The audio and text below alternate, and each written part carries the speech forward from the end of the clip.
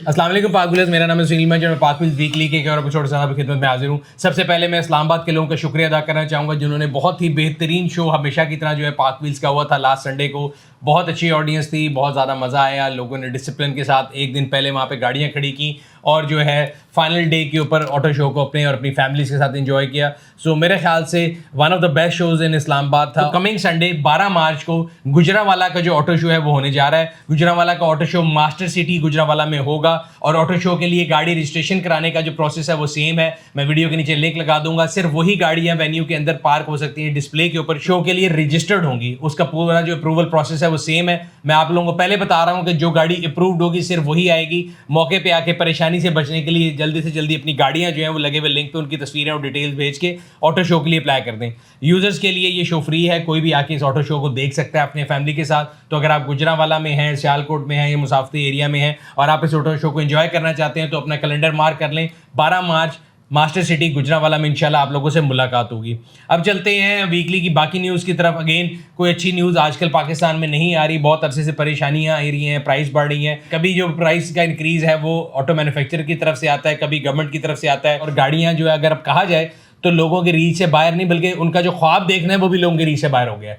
पहले सिर्फ डॉलर की प्राइस इंक्रीज हो रही थी, उसके बाद रही सही कसर जो है वो गवर्नमेंट ने निकाल दी थी। 17 से 18% जीएसटी कर दिया था, 1% बढ़ा दिया था और अब एक नया बॉम्ब गिरा दिया गया है। और वो बॉम्ब जो है वो एक एसआरओ के तहत किया गया और उसकी एप्लीकेशन जो है 8 तारीख से जो है उसके इंप्लीमेंट कर दी गई। एसआरओ नंबर 297/1/2023 है, जिसके मुताबिक जो है तमाम गाड़ियां जिनको लग्जरी डेफिनेशन में डिफाइन किया गया है, वो डेफिनेशन में आपको बताता हूँ, उन पर जीएसटी जो है वो 17 से 25% कर दिया गया, यानी 8% का इजाफा कर दिया गया। अब वो गाड़ियाँ कौन सी हैं? एक तो सीबीयू यूनिट यानी कंप्लीटली बिल्ड यूनिट जो कि इंपोर्टेड गाड़ियाँ आती हैं उनके लिए पूरी एक लिस्ट बना दी गई है, जो कि उनकी एचएससी कोड होता है जिसके तहत वो इंपोर्ट होती हैं। उसको भी ट्रांसलेट करके हम आप लोगों को ज़रूर बताएंगे कि कौन कौन सी गाड़ियाँ इसमें फॉल करती हैं। अभी हम बात करते हैं लोकल इंडस्ट्री के साथ। लोकल इंडस्ट्री के अंदर जिनको सीकेडी गाड़ियाँ बोलते हैं उनके अंदर उन्होंने कहा जी 3 किस्म की गाड़ियाँ हैं जो कि इस टैक्स का जिस पे नफाज होगा। सबसे पहले तमाम एसयूवीज एंड सीयूवीज यानी जो क्रॉसओवर्स गाड़ियाँ आती हैं तमाम regardless of engine size. Number 2 पे तमाम गाड़ियां जिनका इंजन सीसी 1400 सीसी से प्लस है। और तीसरी पिकअप ट्रक्स हैं जिनमें डबल कैबिन ट्रक्स आते हैं, उनको भी शामिल किया गया है। इसके पीछे लॉजिक क्या है? लॉजिक ये है कि जो अमीर आदमी है वो कह रहे हैं जी उनको टैक्स करना चाहिए और आईएमएफ आपको जब कर्जा दे रहा है तो वो बेसिकली उनके साथ शरायत होती हैं। जैसे पेट्रोल की प्राइस में उन्होंने आपसे कहा था कि पेट्रोलियम लेवी लगाना है, इसी तरह गाड़ियों की अगर बात करें तो उनका कहना ये कि एक लग्जरी आइटम है तो इंसान जो लग्जरी आइटम ले रहा है उसको 18 के बजाय 25% जीएसटी देना चाहिए। अगेन पाकिस्तान मेरा ख्याल है दुनिया के उन मुल्कों में से जिनमें जो टैक्स रिजीम है वो डायरेक्ट और इनडायरेक्ट दोनों है। और गाड़ियाँ एक ऐसी चीज़ है जिसके ऊपर टैक्स हर रोज़ लगी जा रहा है ना। वो गाड़ी सिर्फ उसकी जो पार्ट्स इंपोर्ट होते हैं तब टैक्स देते हैं, फिर जब गाड़ी बन जाती है उसके बाद सेल टैक्स होता है, फिर वो गाड़ी सड़क पे आती है रजिस्ट्रेशन के बाद टैक्स होता है, फिर वो हर साल सड़क पे चलती है तो उसके ऊपर टोकन टैक्स होता है, फिर वो जो सड़क के ऊपर जा रही है उसके ऊपर जो है उसको टोल टैक्स देना है, उसके बाद वो जो पेट्रोल डलवा रही है हर लीटर के ऊपर टैक्स है। तो गाड़ियों की इंडस्ट्री का नाम तो मेरा ख्याल है टैक्स इंडस्ट्री होना चाहिए, बिकॉज ये वो इंडस्ट्री है जो कि सबसे ज़्यादा टैक्स जो है वो इसी इंडस्ट्री के थ्रू जो है इकट्ठा किया जाता है। इंडस्ट्री के जो हालात हैं मेरा ख्याल है मुझे ये लगता है कि अगले 1-1.5 साल जो है उसमें कोई ग्रोथ नहीं आएगी। और ऐसे मौके के ऊपर ये जो प्राइस इंक्रीज़ है ये थोड़ा परेशान कुन ज़रूर है, लेकिन अगर लॉजिकली देखा जाए तो मेरा नहीं ख्याल कि पहले भी कोई प्रायोरिटी ले रहा था तो अभी भी कोई गाड़ी लेगा। इफेक्ट क्या होगा उसका? यूज़ कार मार्केट पे भी इम्पैक्ट होगा। होता ये है कि लोग जब नई से पुरानी की तरफ सब्स्टिट्यूट करते हैं तो ज़्यादातर लोग जो है वो सप्लाई डिमांड वाली बात है तो वो यूज़ गाड़ी की तरफ जाते हैं, तो यूज़ गाड़ियों की प्राइसेस भी ऊपर होने शुरू हो जाती हैं। और लोगों का जो मैं कहूँगा, मैं यूज़ करूँगा वर्ड, दिमाग ख़राब होता है जो गाड़ी बेच रहे होते हैं। अगर नई गाड़ी लेट से 7 लाख महंगी हुई तो पुरानी गाड़ी में भी 7 लाख ही बढ़ा देते हैं। हालांकि अगर नई 7 महंगी हुई चले, मैं कहता हूँ सप्लाई डिमांड भी इन इफेक्ट आ जाए तो पुरानी को 2-3 लाख महंगा होना चाहिए, उससे ज़्यादा नहीं। लेकिन लॉन्ग टर्म में जो है मार्केट ही अपने आप को डिक्टेट करेगी और करेक्शन जो है थोड़े ऐसे में आ जाएगी। बट अगेन बुरी न्यूज़ है। साथ साथ प्राइस इंक्रीज की न्यूज़ है, साथ साथ शटडाउन की न्यूज़ भी आ रही हैं। होंडा का जो प्लांट है उन्होंने अनाउंस कर दिया कि जो 31 मार्च तक बंद रहेंगे। So again no production days आ गए होंडा के लिए। जिन जिन लोगों ने गाड़ी बुक कराई थी उनकी गाड़ी डिले होगी। डिले होने के बाद जब डिलीवरी का टाइम आएगा तो डॉलर प्राइस इंक्रीज, ये जो 7% की चपत एक और पड़ी है ये इंक्रीज, ये सब आपको पड़ेंगे और आप सब तैयार हो जाएं। इसके अलावा सुजुकी की मैं न्यूज़ पढ़ रहा था कि सुजुकी जो उसका दुनिया में हर चीज़ बिकना रुक जाए, गाड़ी बिकना रुक जाए, लेकिन ये गाड़ी बिकना नहीं रुकेगी, वो सुजुकी ऑल्टो थी। तो अगेन एक होशरुबा फिगर ये आई है कि लास्ट मंथ 544 जो है ना गाड़ियाँ सुजुकी ऑल्टो की बिकी हैं। अक्सर लोगों से बात होती है, मैं जब कहता हूँ कि जी ऑटो इंडस्ट्री बुरे हालात का शिकार है, वो कहते हैं नहीं जी कोई बुरे हालात का शिकार नहीं है। आप जाके देखें फॉर्च्यूनर जो है वो 2 करोड़ रुपए का बिक रहा है मार्केट में और फलानी चीज़ पे ऑन है, और सुजुकी ऑल्टो जो है उसके ऊपर भी ऑन है और ये भी इतने की बिक रही है। मैं आपको बड़ा क्लियरली बता रहा हूँ कि जो गवर्नमेंट की जो जीएसटी और इसके थ्रू कर रही है वो हो ये रहा है कि जितना मैक्सिमम जूस है गाड़ी का वो टैक्स के फॉर्म में लिया जा रहा है, और ये आहिस्ता आहिस्ता ये जो आपका ऑन वाला कल्चर था ये टोटल खत्म हो जाएगा, वाइप आउट हो जाएगा। इकोनॉमिक टर्म में इसको आप कहते हैं कि कंज्यूमर सरप्लस को ना वो इंटरनलाइज कर लेंगे। या अगर मेरे जैसे आम आवाम है तो आपको बड़ा क्लियरली बता दूं आम लफ्जों में कि मुझे ये लगता है कि अब अगले इस साल के अंदर और आने वाले सालों के अंदर जो ऑन वाली मार्केट है वो बिल्कुल ख़त्म हो जाएगी, और ऑटो इंडस्ट्री के अंदर सिर्फ वही गाड़ियां बिकेंगी जो लोगों को लगेंगी कि उनकी जो प्राइस है वो वर्थ इट है। अभी ये थोड़ा बहुत टाइम है जिसमें लोग छिक्के लगा रहे हैं कि जी बेच दी, बट जल्द ही आप देखेंगे मार्केट में करेक्शन आएगी। और ये आप आज की डेट भी देख लें, ये मेरा वीकली भी अपने पास संभाल के रख लें,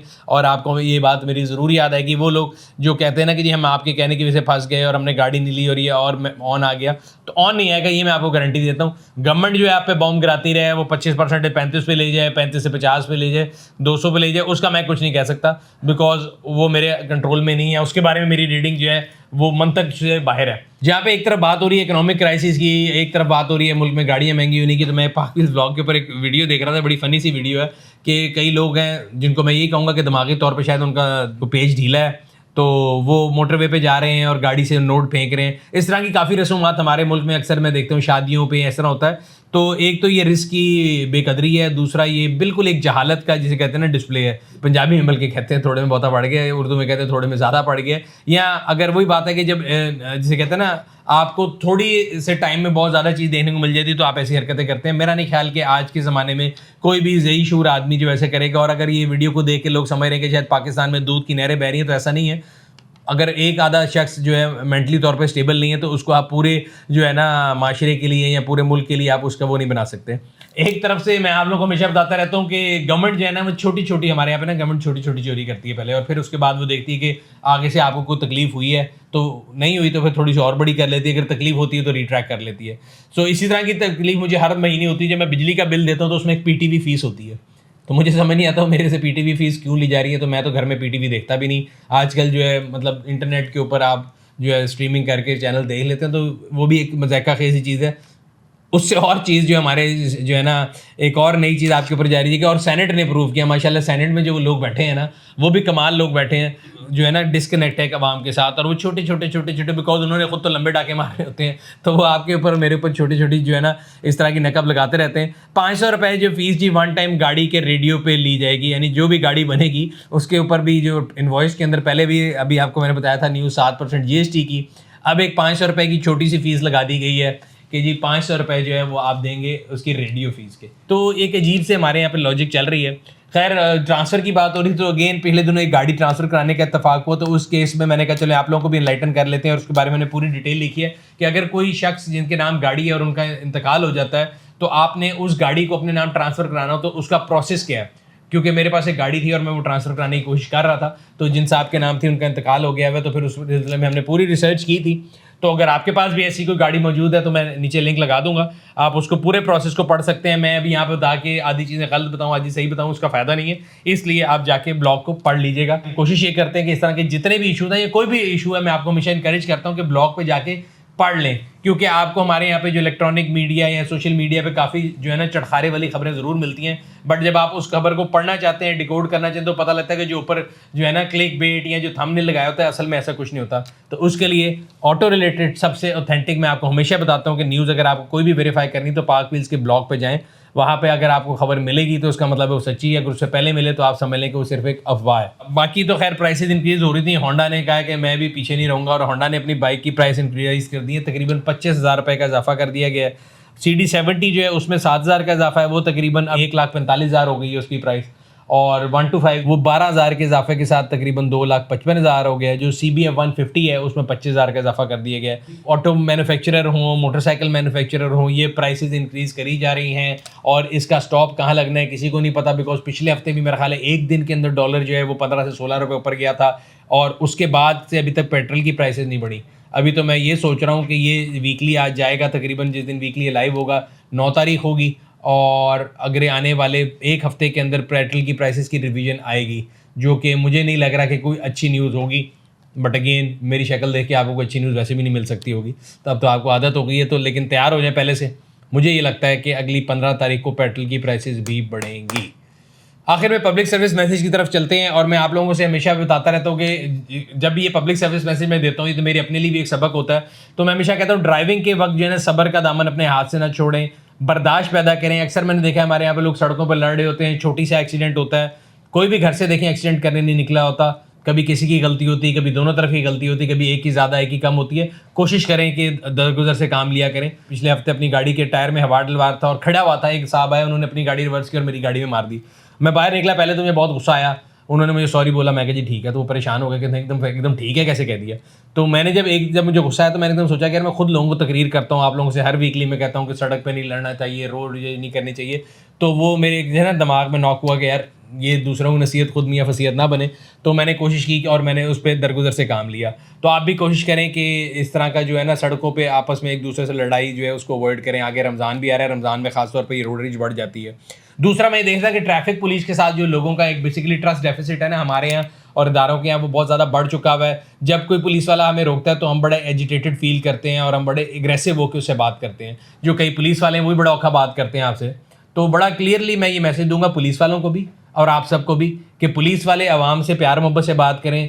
आप जो है ना गवर्नमेंट सर्वेंट है, आवाम को अपना मुलाजिम ना समझें, और एट द सेम टाइम जो आवाम है वो पुलिस वालों को अपना मुलाजिम मत समझे। वो सिर्फ ये समझे कि वो हमें सर्व करने के लिए खड़े हैं और वो धूप में, दिन में, गर्मी में, बारिश में वहाँ पे खड़े होकर अगर ड्यूटी दे रहे हैं तो मेरे और आपकी हिफाजत के लिए दे रहे हैं। इसमें कई चीज़ ऐसी हैं जो उनके कंट्रोल में नहीं होती हैं। अगर वीआईपी रूट लगा हुआ है तो उन बेचारे की नौकरी का जो है ये रिक्वायरमेंट है कि उसने सड़क रोक के जनाब जो जा रहे हैं ना अफसरशाही, उनके लिए सड़क रोकनी है। मैं और आप अगर उनसे बदतमीजी भी करेंगे उसमें उस बेचारे का कोई कंट्रोल नहीं है। दूसरी चीज़, अगर वो आपको किसी चीज़ से मना कर रहा है या अगर एग्रेसिव हो रहा है, तो मैं हमेशा ही बात करता हूँ कि जब ताली दुआतों से बज रही है, अगर वो एग्रेसिव हो रहा है, अगर आप बहुत ज़्यादा स्वीट होकर बहुत प्यार से बात करेंगे तो उसको खुद शर्मिंदगी होगी। तो कोशिश करें कि ये कानून नाफिज करने वाले इदारे जो हैं उनके साथ जो है प्यार मोहब्बत से पेश आएँ।